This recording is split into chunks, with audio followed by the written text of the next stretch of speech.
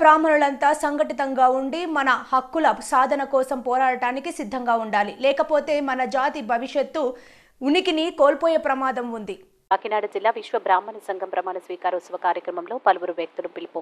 విశ్వ బ్రాహ్మణులంతా సంఘటితంగా ఉండి మన హక్కుల సాధన కోసం పోరాటానికి సిద్ధంగా ఉండాలని, లేకపోతే మన జాతి భవిష్యత్తు ఉనికిని కోల్పోయే ప్రమాదం ఉందని రిటైర్డ్ డీఎస్పీ నామగిరి బాబ్జీ, మాజీ deputy collector, retired BC corporation ED M Jyothi, పలువురు విశ్వ బ్రాహ్మణ సంఘం నాయకులు అన్నారు.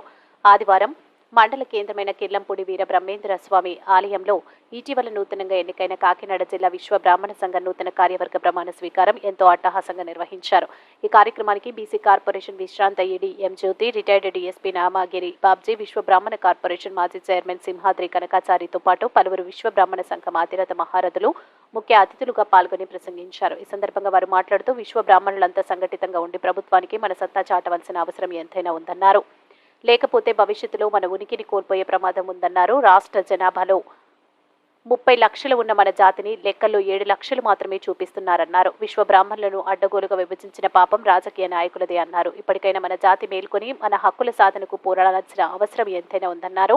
అనంతరం నూతనంగా ఎన్నికైన విశ్వ బ్రాహ్మణ సంఘం జిల్లా అధ్యక్షుడిగా అత్తిలి వీరబ్రహ్మం, ఉపాధ్యక్షుడిగా ముదపాక రమణ, వర్కింగ్ ప్రెసిడెంట్గా పుట్ట భాస్కర్, ప్రధాన కార్యదర్శిగా కొమ్మోజు సత్యనారాయణ, సహాయ కార్యదర్శిగా కవులూరి శ్రీనివాస్, కోశాధికారిగా వేముల అర్జునరావు, ప్రచార కార్యదర్శిగా దాలాబత్తుల భార్గవాచార్యులు, గౌరవ అధ్యక్షులుగా నరవ రామారావు, ఆవుపాటి ఉమాశంకర్, క్రమశిక్షణ committee chairman Korsa Srinivasacharyulu, co chairman Dharnalakota Srinivasarao, గౌరవ సలహాదారుడుగా ఓంపోలు సూరిబాబు, అంకులూరి ధర్మారావు, పోలవరపు భూషణాచారి, శివకోటి శివ, డేటా కమిటీ చైర్మన్గా ముల్లేటి నూకరాజులచే ప్రమాణ స్వీకారం చేయించారు. అనంతరం ఎం జ్యోతి, నామగిరి బాబ్జీలతో పాటు పలువురు విశ్వ బ్రాహ్మణ సంఘం నాయకులు ఘనంగా సన్మానించారు. ఈ కార్యక్రమంలో అంతర్జాతీయ కళాకారులు కింతాడ సన్యాసిరావు, జిల్లా నలుమూలల నుండి అధిక సంఖ్యలో విశ్వ బ్రాహ్మణ సంఘం నాయకులు, సభ్యులు, విశ్వ బ్రాహ్మణులు తరలివచ్చారు.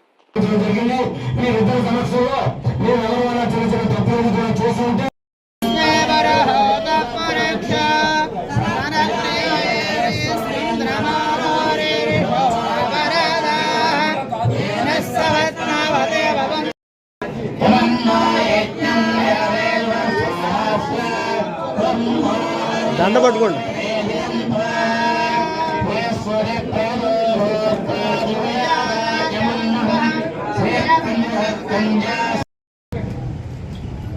ఇప్పుడు చిన్నబ్బాయి గారు వెంకటేశ్వరరావు గారు కూడా వేదిక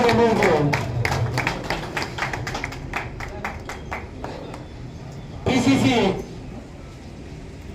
అధ్యక్షులు, సభ్యులు, నూతన కార్యవర్గ సభ్యులమైన మేము మనసా వాచా కర్మణ మా వృత్తులను మనసా వాచా కర్మ నిర్వర్తిస్తామని అందరం ఆయా ప్రతి విషయంలోని ప్రోత్సహించి అందరికీ మా సాయశక్తుల మాకున్నటువంటి ఆ పనులు కూడా మార్పులు కూడా మీకు ఒక సేవ చేస్తామని అందరి తరఫున అందరి మధ్యస్థంగా అందరం కుటుంబ సభ్యులుగా కలిసి ఉందామని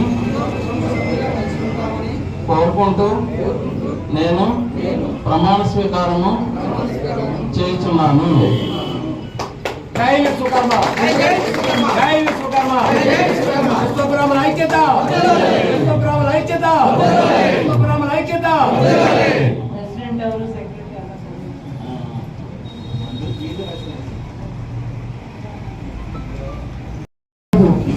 ఎందుకంటే ఫెడరేషన్స్ 11 మంది నుంచి 15 మంది గ్రూప్ కింద ఏర్పడతాయి. అప్పుడు 11 లక్షలు సబ్సిడీ ఇచ్చేవారు, 11 లక్షలు లోన్. 15 మంది అయితే 15 లక్షలు సబ్సిడీ, 15 లక్షల లోన్. ఇవి గ్రూపులు ఏర్పడడానికి వాళ్ళ సర్టిఫికేట్లు అన్ని తీసుకుని విజయవాడ వెళ్ళాల్సి వచ్చేది.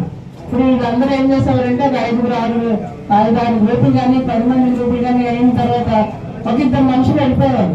అంటే వాళ్ళే రావాలి వీళ్ళే రావాలని కాకుండా వాళ్ళే ఏదో తీసుకెళ్ళి అక్కడ రిజిస్ట్రేషన్ చేసి సర్టిఫికేట్లు కూడా తెప్పించడం జరిగేది. నేను కూడా వాళ్ళు ఫాలో చేసేదాన్ని. కానీ ఆ యూనిటీ మాత్రం అప్పుడు చాలా బాగుండేది. అందరికీ మిమ్మల్ని ఉదాహరణగా చెప్పారు.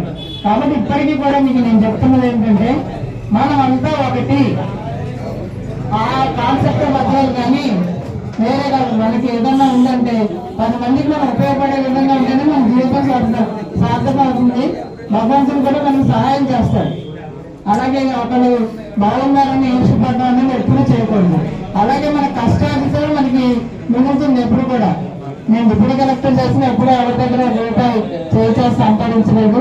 నేను 51 అవార్డులు తీసుకున్నాను, అదే నా ఆస్తి. అందుకే నాకు వద్దు చప్పట్లు, ఆఫీసర్స్ చప్పట్లు కొట్టకూడదు, నాయకులకు తప్ప. ఇప్పటికి కూడా నేను 20 ఆగస్టులో నేను జిల్లా పరిషత్ సీఓగా రిటైర్ అయిపోయినా 21 ఫిబ్రవరిలో గ్రామీణ ఉపాధి హామీ పథకం ఉన్నారు, కూలీలు ఉంటారు చూసారా, దాంట్లో ఒక చిన్న మ్యాజిస్ట్రేట్ పోస్ట్ ఉంది, అంబుడ్స్మెన్ ఉంటారు అనమాట. అంబుడ్స్మెన్ పోస్ట్ మొత్తం తూర్పుగోదావరి జిల్లా 33 మండలాలు ఇంక్లూడింగ్ ఏజెన్సీలో 11 మండలాలతో కలిపి ఆ పోస్ట్ నేనే చేస్తున్నాను. ఆ విధంగా కూడా చేస్తాను. నేను రిటైర్ అయిపోయిన ఎవరు బాధపడట్లేదు. రేపు ఏ కార్యక్రమం వచ్చినా ఏ డిపార్ట్మెంట్ అయినా సరే పని చేయించగల, సహాయం చేయించగల కెపాసిటీ నా దగ్గర ఉంది. మీరందరూ కూడా నాకు ఫ్యామిలీ మెంబర్స్ కింద, అన్ని బీసీ కులాలు కూడా నా కుటుంబ సభ్యుల కింద చూస్తాను. అందరూ మిమ్మల్ని ఫస్ట్ ప్రయారిటీ కింద పెట్టుకుంటాను.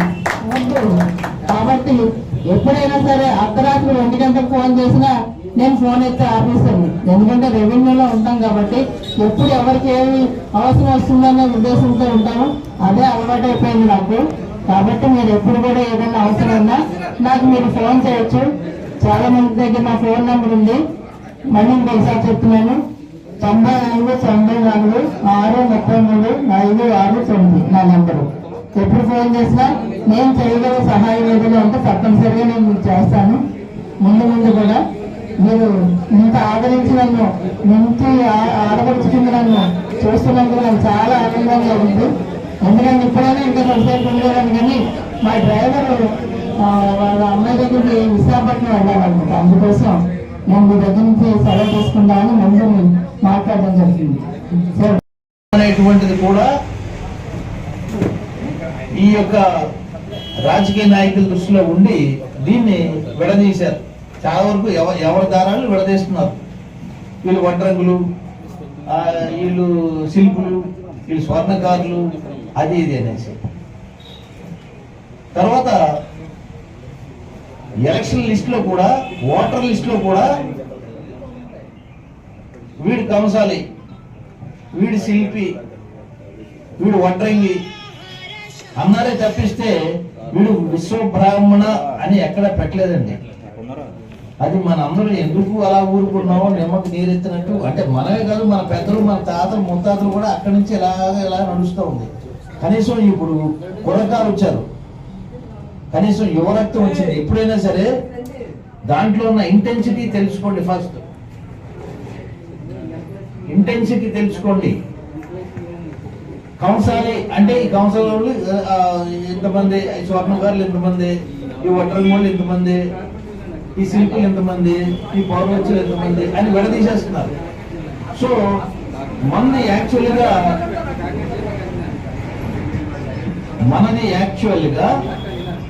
30 లక్షల పైగా ఉన్నటువంటి మన జనాభా సంఖ్య మన ఆంధ్రప్రదేశ్లో 30 లక్షల పైనే ఉంది.